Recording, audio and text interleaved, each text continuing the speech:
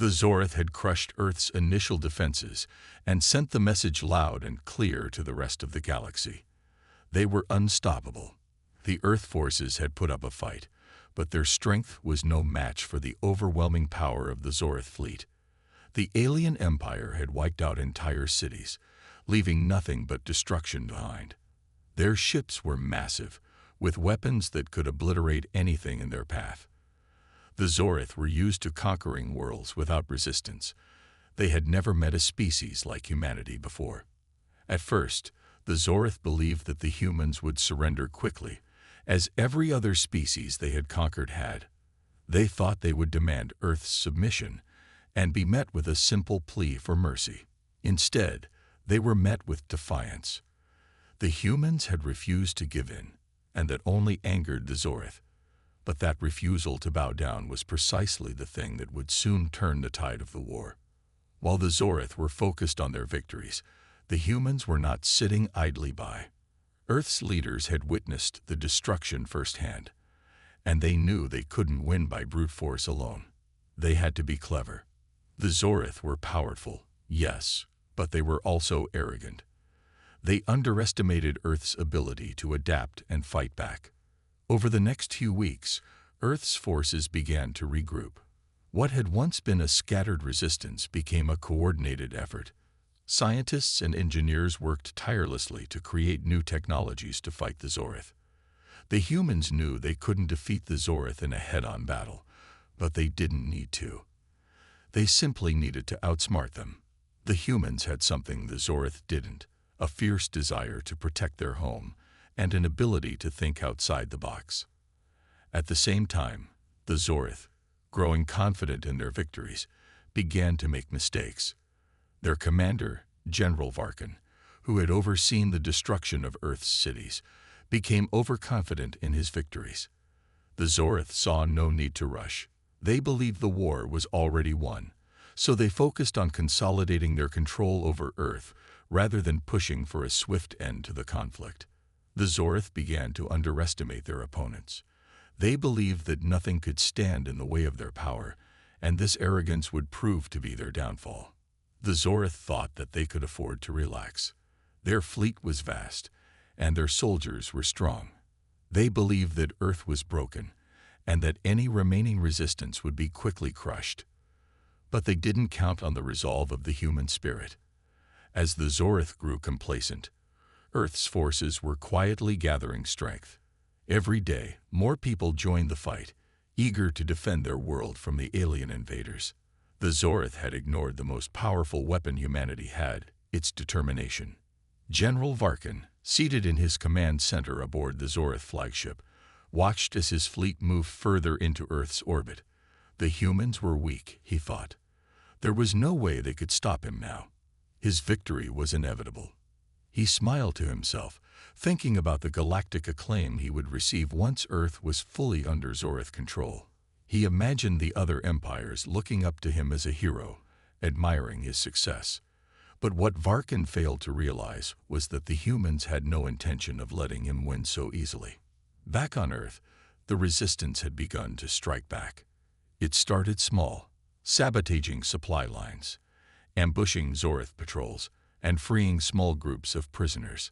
But each victory, no matter how small, gave humanity a glimmer of hope.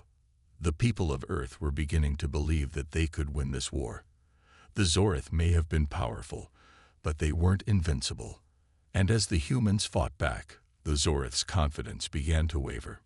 In one of their most daring operations, a group of human soldiers managed to infiltrate the Zorith communication relay. They intercepted crucial information that revealed the Zorith's next move: a massive assault on Earth's capital. With this knowledge, the humans had the opportunity to prepare. They could use this chance to strike first and make the Zorith regret their arrogance.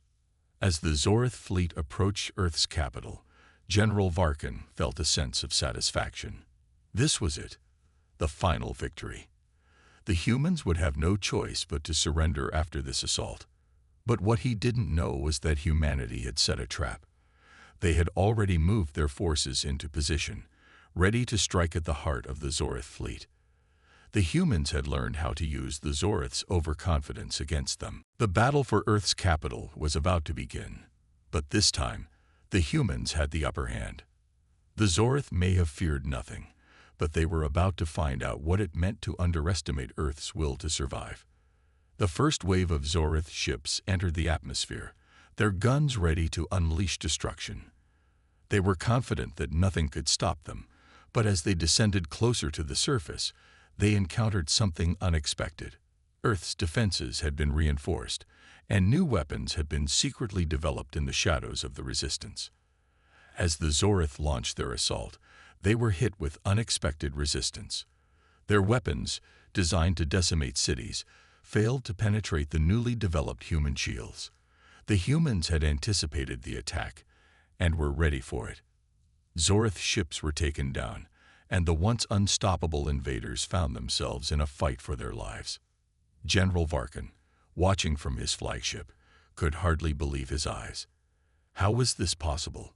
How had the humans managed to develop such powerful defenses so quickly? His overconfidence had clouded his judgment, and now he was paying the price. The humans weren't as weak as he had thought. They were not only fighting back, they were winning. The tides of war had begun to shift, and the Zorith were caught off guard.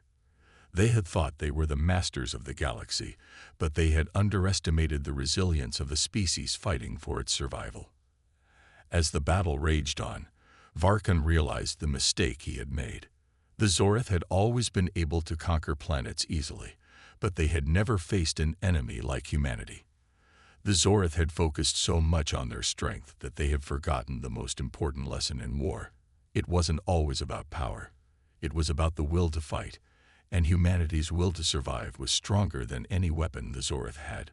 The Zorith began to retreat, their once confident fleet now on the defensive. General Varkin had no choice but to order a withdrawal. The battle was lost, but this defeat would only mark the beginning of a larger shift in the war. The Zorith had underestimated humanity, and now they would feel the consequences of their overconfidence. As the Zorith fleet retreated into the dark corners of space, they realized that Earth's fight for survival was far from over. The humans were not broken.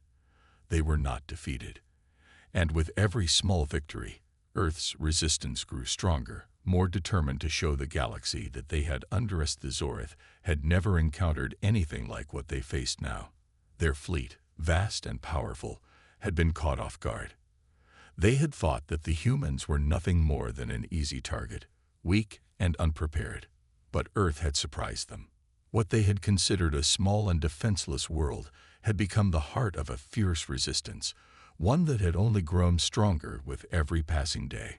General Varkin, who had once been certain of his victory, now found himself fighting to hold on to control.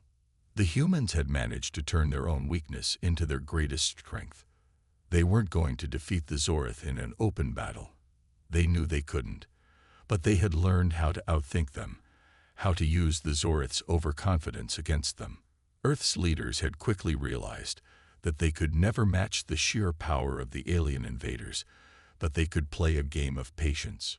They would fight smart, not hard.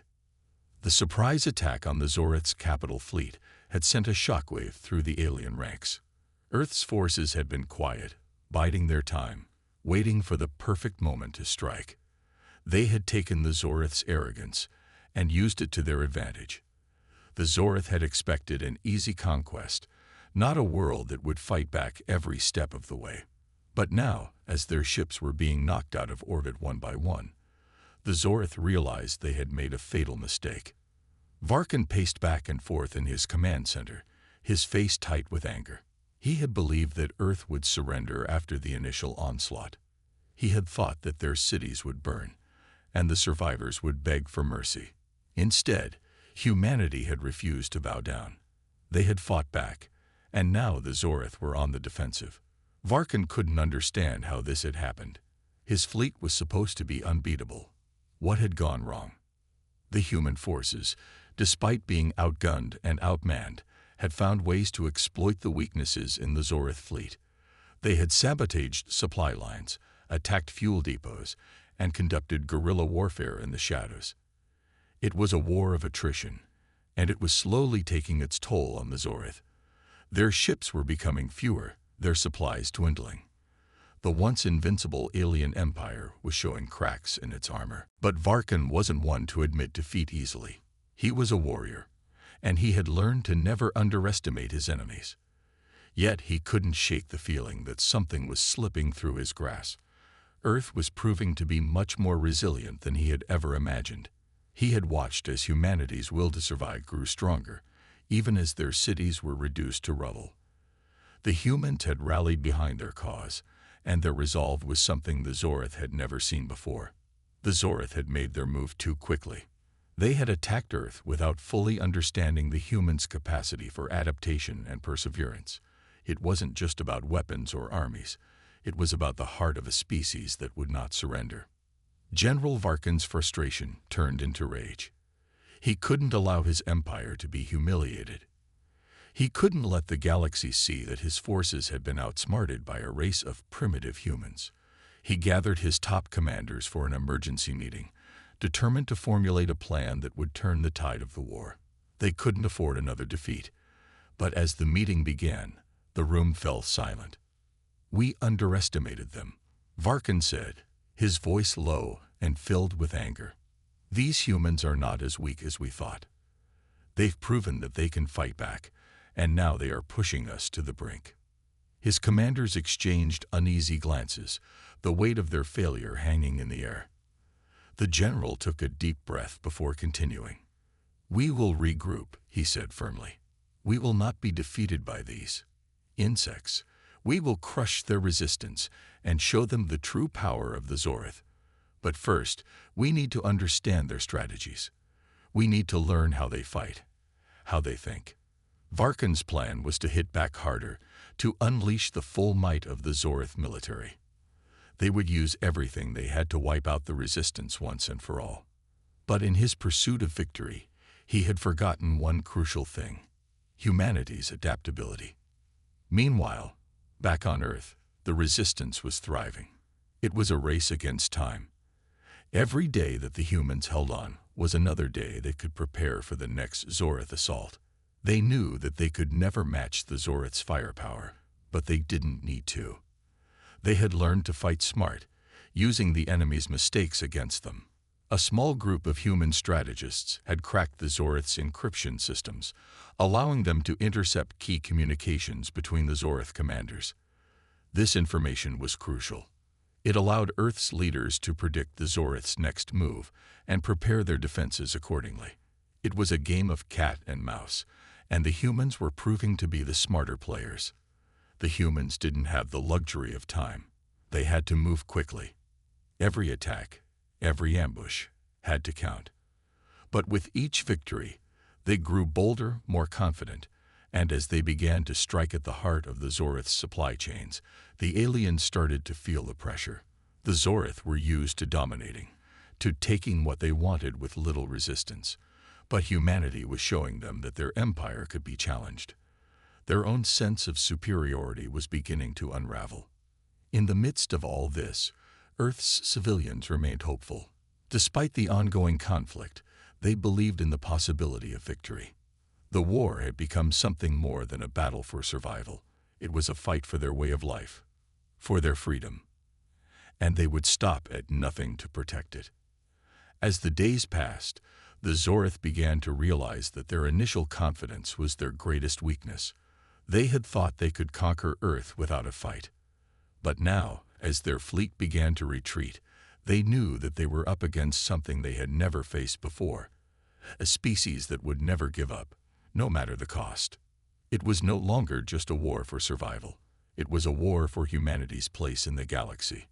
And General Varkan was beginning to understand that, no matter how powerful his empire was, Earth's resistance was not going to be crushed. The humans had shown him one simple truth: they feared nothing. He mated humanity in the worst possible way. The Zorith General Varkan could no longer deny the truth. Earth was not the weak, helpless planet he had believed it to be. His fleet had suffered significant losses, and with every passing day, it became clearer that the humans were not just fighting for survival. They were fighting for their place in the universe. The Zorith had always been the predators, always in control, and always the ones who decided the fate of lesser species. But now, for the first time in a long while, they were on the back foot. Varkin sat in his command chair, staring at the holographic map of Earth's orbit, now dotted with the remnants of his own ships. He clenched his fists, his anger rising. How could this have happened? How could the humans, a species he had dismissed as primitive, outsmart them at every turn? His mind raced through their encounters with Earth. The humans had ambushed them in ways they had never expected, using their knowledge of their own planet's terrain, luring Zorith ships into traps, and using surprise as their greatest weapon. Even though the Zorith were technologically superior, the humans' ingenuity and unpredictable tactics had turned the tide in ways Varkin never anticipated. The humans had started by using their planet's natural resources to create makeshift weapons, weapons that were crude but effective. Simple mines, crude lasers, and even basic drones that operated in ways the Zorith hadn't predicted. These were all things that gave the humans an advantage. But it wasn't just their weapons that worried Varkin. It was the humans' ability to adapt. They could learn quickly, improvise, and think outside the box in ways the Zorith hadn't accounted for. Their resourcefulness was unparalleled.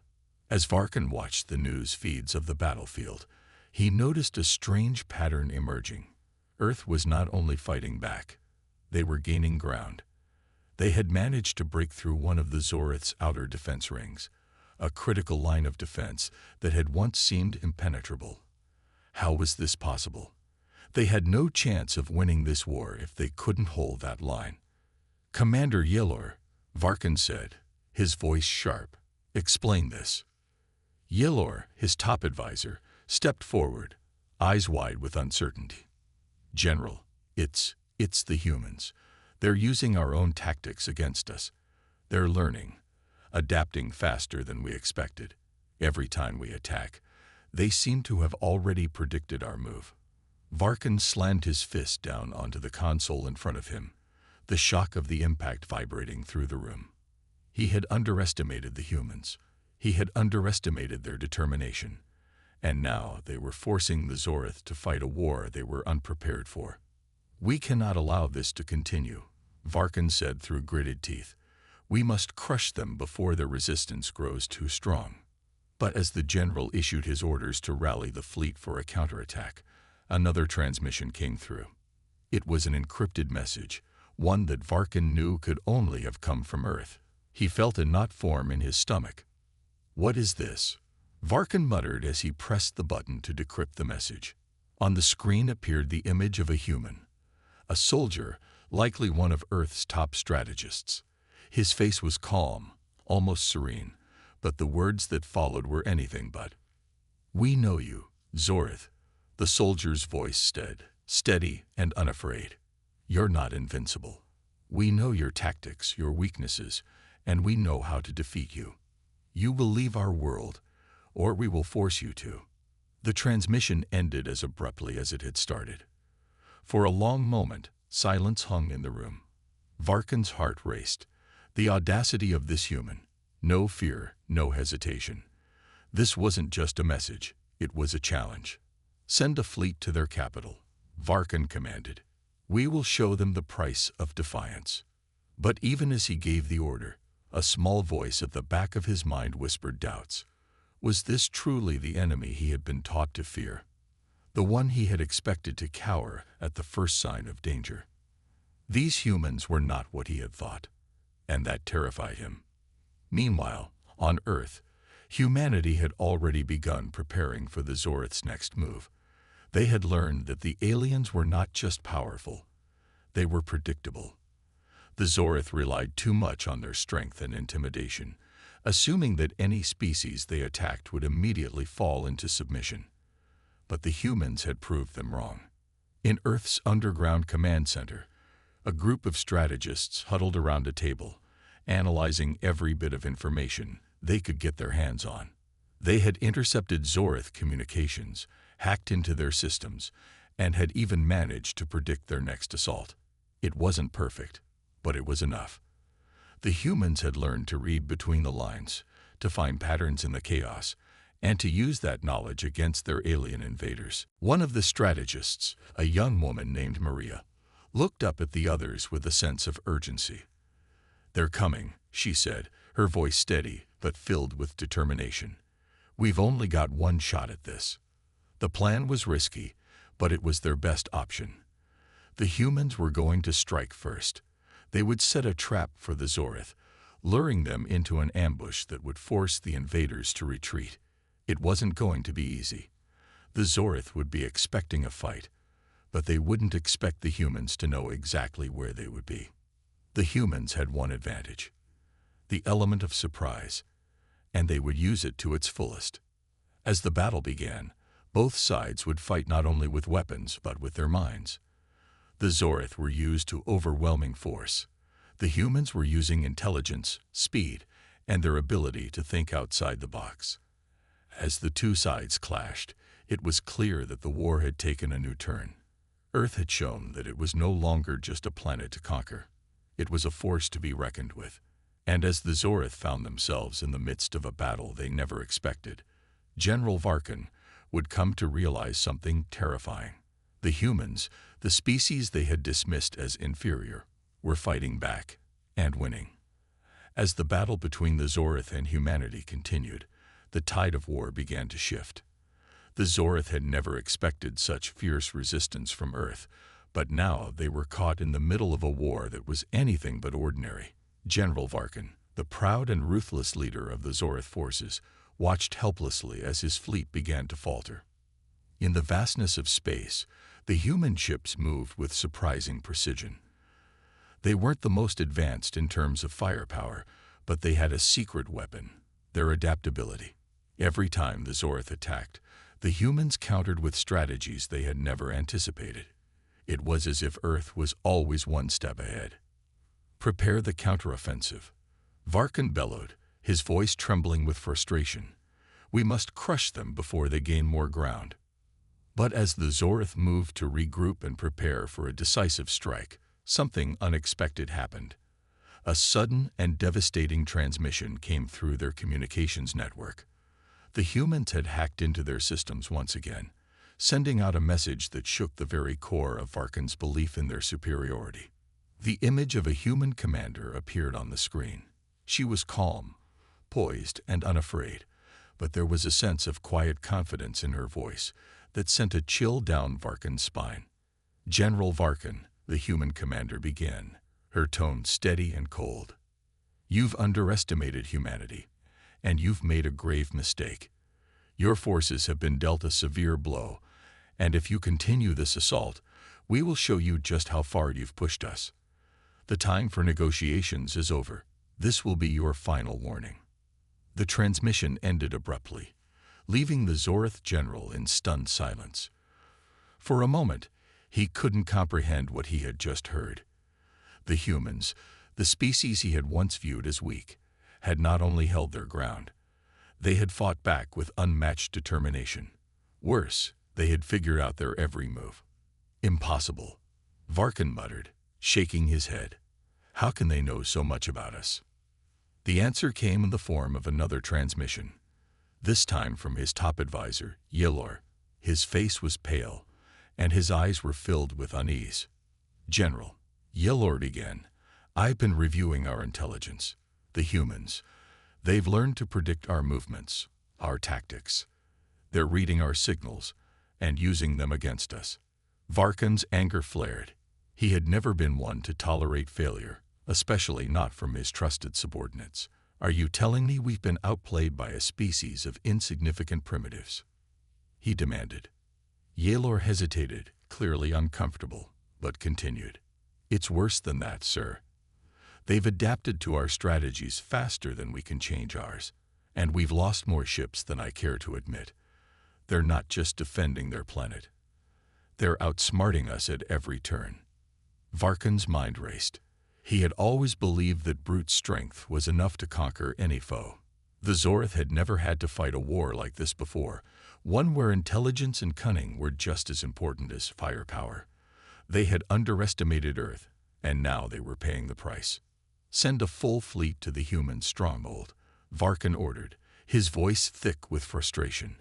"We'll break their lines once and for all." But even as he gave the command, a part of him couldn't shake the nagging feeling that the humans were already preparing for their next move. They were always one step ahead. Back on Earth, the humans weren't about to sit idly by and wait for the Zorith's next attack. In their underground command center, Maria, the strategist who had been one of the key players in the battle so far, gathered a team of her brightest minds. "We need to keep them guessing," Maria said, her voice firm, but filled with a quiet determination. "If we give them a direct confrontation, we'll lose. We need to create chaos in their ranks.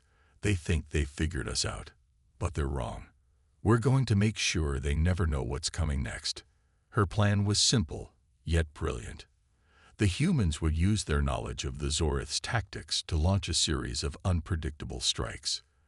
They would target the Zorith's supply lines, disrupt their communications, and take out their fleet in unexpected ways. It wasn't just about winning battles. It was about making the Zorith question everything they thought they knew. But the most daring part of the plan was a calculated risk. A small team of human soldiers would infiltrate the Zorith's command ship. They would plant false information and cause confusion in the heart of the Zorith leadership. If they succeeded, it could lead to the downfall of the entire invasion force. As Maria went over the final details of the plan, the tension in the room was palpable. The humans knew they were outnumbered and outgunned, but they also knew that they had something the Zorith didn't: the ability to think, adapt, and survive against all odds. At the same time, Varkin and his fleet were preparing for the next battle, certain that this time they would finally crush the humans. But as he surveyed his forces, doubt began to creep into his mind. Was this just another trap? Were the humans already planning their next move? In the vast emptiness of space, both sides readied themselves for the inevitable clash. The Zorith were determined to wipe Earth off the map, and the humans were willing to do whatever it took to defend their home. The war was far from over, but one thing was certain: neither side was willing to back down. As the fleets began to converge, the stage was set for the final confrontation. The humans had already shown that they were not to be underestimated. The Zorith, for all their strength and technology, had underestimated humanity's greatest weapon: their will to survive. Now both sides would meet in the heart of space, where only one would emerge victorious. The Zorith, once confident in their dominance, were beginning to realize that they were facing an enemy unlike any they had encountered before. And as the battle loomed, Varkin knew that the fate of the galaxy would be decided in the coming hours. The battle between humanity and the Zorith reached a fever pitch as the two forces converged in the heart of the galaxy. The vast emptiness of space was filled with the sounds of distant explosions, the hum of energy shields, and the thunderous roar of weaponry clashing with unrelenting force. The Zorith, powerful and confident, believed this would be the final strike that would crush the humans once and for all. But they had underestimated one thing: the sheer tenacity of Earth's people. General Varkin watched from his flagship as the human fleet, though smaller, executed moves that were unpredictable and deadly. They moved with precision, coordinating attacks in ways that baffled even his most seasoned officers. No matter how many Zorith ships were destroyed, the humans always seemed to have more to throw into the fray. "Where are they getting all this?" Varkin muttered under his breath. "How can they keep coming at us like this?" On the ground, Maria, who had been one of the masterminds behind humanity's resistance, paced back and forth in the command center. She had been planning for this moment for months, and now the time had come. The Zorith believed they had a winning strategy, but she knew differently.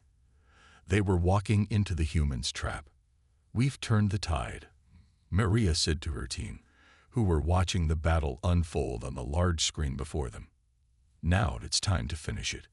The humans had been clever. Rather than engage in a traditional battle, they had spread the Zorith forces thin, forcing them to chase after decoys and false targets. Every time the Zorith thought they had the humans in their sights, the humans would vanish into the darkness of space, only to strike again from a new direction.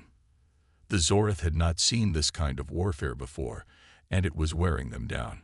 Varkan's flagship had sustained heavy damage, and his fleet's morale was beginning to crack under the pressure. But he was not the type to give up easily. His pride was on the line. He would not let Earth win. "Send out the reserve forces. We will destroy them now. No more games." Varkan barked, slamming his fist down on the console. But just as the new wave of Zorith forces surged toward the human lines, Maria's team initiated their most dangerous move yet. A small group of elite human soldiers, well-versed in covert operations, had infiltrated the Zorith's flagship under the cover of the chaos. They had planted false data, sending the Zorith fleet on a wild goose chase toward the farthest reaches of the galaxy. In the confusion, the Zorith's command structure began to collapse. On the battlefield, the human ships suddenly switched tactics once more. A fresh wave of attacks hit the Zorith fleet, but this time it was different. Instead of focusing on disabling their enemy, the humans began to target critical systems, power grids, life support systems, and communication arrays. The Zorith, who had prided themselves on their technological superiority, were now facing a foe that knew how to break their most advanced systems.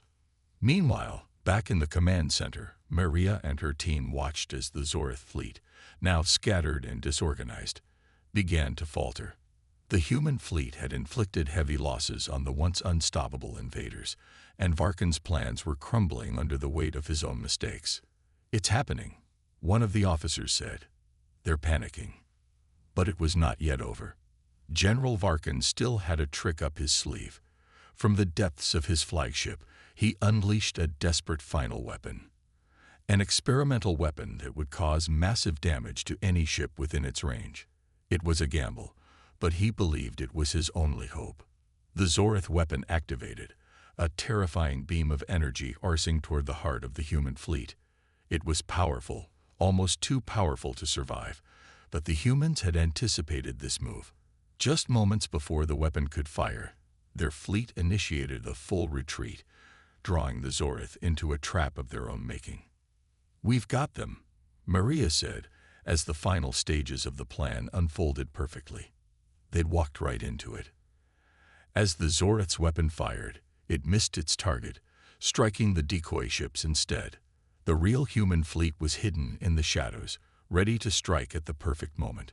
Within seconds, the Zorith fleet was completely surrounded, and their once feared weapon was turned against them.